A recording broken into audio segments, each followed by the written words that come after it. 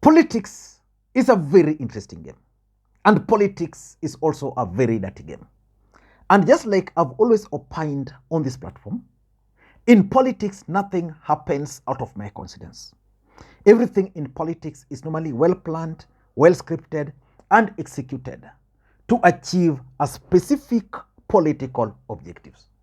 Nothing happens out of mere coincidence. Something took place today in this country that caught my attention, actually surprised me.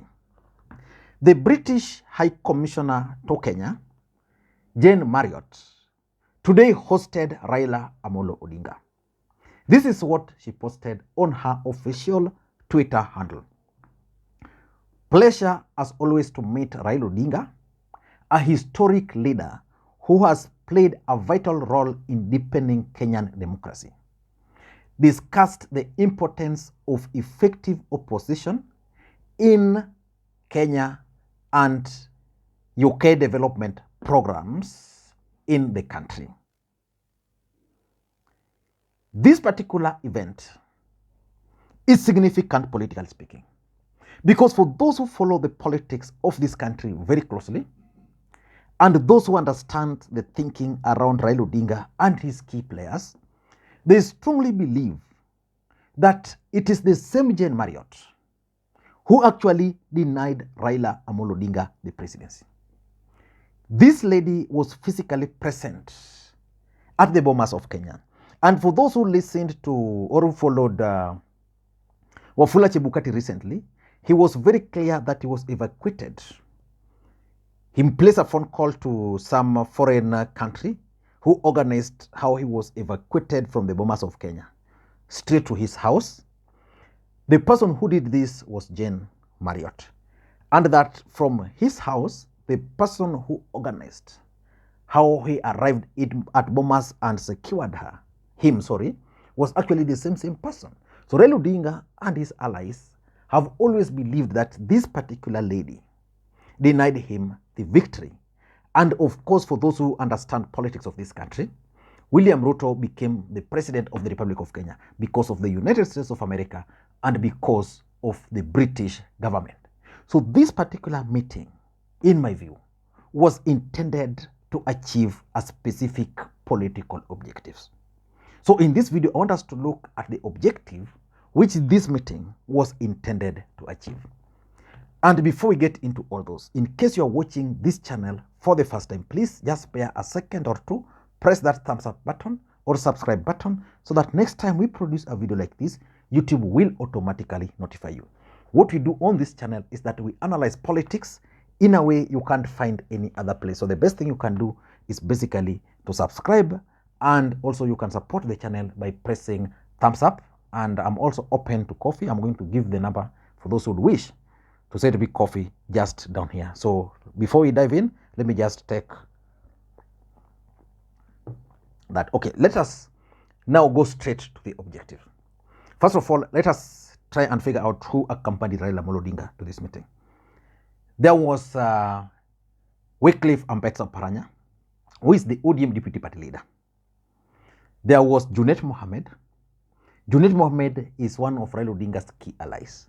So which means the presence of Junet Mohammed there simply meant that there were political aspect to this particular meeting. Then the other person who was present was Jeremiah Kioni. That is the face of Uhuru Muigai Kenyatta. Notably, Martha Karua was missing, Kalonzo Musyoka was missing, and they were not represented by any other person. So let us focus on the objectives of this particular meeting. And for us to understand the objective of this meeting, I want to go to Raila Odinga's page and then read for you what Raila Odinga posted regarding this meeting. This is what he posted. This afternoon, we were hosted by Jane Marriot, the British High Commissioner to Kenya. We discussed the situation in the country, potential area of collaborations, and agreed to consult on a regular basis to discuss matters of national and mutual interest. And the photos are shared there. You can go and check. But let me show you or demonstrate to you the objectives which this particular meeting was intended to achieve. Number one, probably it was about reconciliation. after the fallout. Raila Odinga, the opposition in Kenya, which has always had history with the British government, fell out bitterly. And Raila Odinga, being a guy who is respected internationally, failing also to be in terms with this particular British ambassador, then it would have meant a different thing internationally. So I tend to think that this lady felt that there was need to reconcile with Raila Odinga, because this is the first meeting, actually, I think, after the last election. So they wanted to reconcile. Number two, I also tend to think that Raila Odinga is now number two, I also think that Raila Odinga is now trying to come up with a new strategy to engage the international community. For those who follow this channel, I've always opined that one of the mistakes Raila Odinga committed was failing to come up with a clear foreign policy, and that he needed to now engage someone who has enough experience in international diplomacy. His international relations was not good, and that's why he lost the British, he lost the American. The truth of the matter is that Raila Odinga enjoys massive support. He has the right international networks, something which William Ruto lacked. But because he didn't have clear foreign policy, some of these superpowers were interested on particularly on his thoughts, especially on the war in Russia and Ukraine. Raila Odinga did not come out very clearly in terms of his stand on that particular war. He was not supporting Russia, he was not supporting Ukraine. And because of that, I think he lost these guys. These guys felt that they needed someone whom they can really tell this is the route and they would follow. Raila Odinga probably also did not really explain himself well.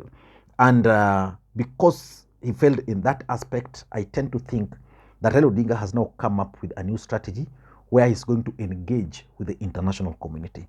And this particular meeting probably is the first one. The next one, we're likely to see Raila Odinga meeting with the US ambassador, meeting with other stakeholders, the European Union ambassadors, creating linkages, creating areas of collaborations, so that that particular link which was disconnected can be reconnected again. For me, if you ask me, Raila Odinga in the last two elections didn't really have serious foreign policy, and that's what cost him the presidency. He's trying to fix that.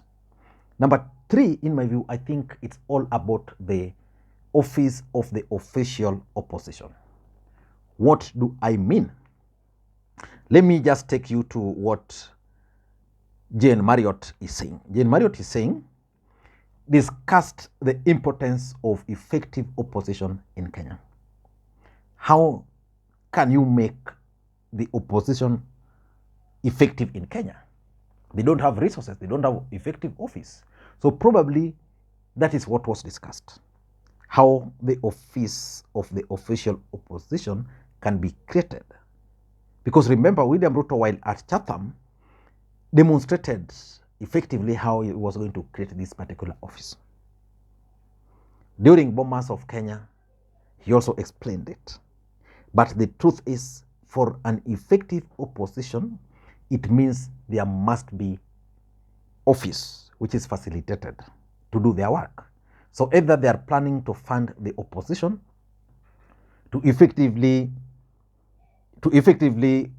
play their role, or they are going to push for reforms, which William Ruto is already talking about. And probably that can explain why Ruto is also pushing for this particular office. Maybe the British government, maybe, and to some extent the American government, feels that Raila Odinga and the opposition should not be outside the government. I mean, should not completely be outside, having garnered those kinds of votes. Number four, if you ask me, and this is very, very important, the handshake is loading. You can deny it, you cannot deny it, but William Ruto and Raila Odinga are in talks. They're in talks. The kind of handshake they're going to have is what I don't know. Probably it's going to be a handshake where the office of the official opposition is going to be created. Let me read for you something which Kabando wa Kabando posted. This is what Kabando wa Kabando posted around midday today. You can go and check on his Twitter handle. So he's saying, intuition, instincts, predictions, merger, cooperation, cohabitation, unveiling, loyal opposition unfolding. Is capital letters, loyal opposition unfolding. Honorable Raila Odinga and President William Ruto are talking. It is good for the country. Hopefully, it doesn't spur impunity. Mwisho moja.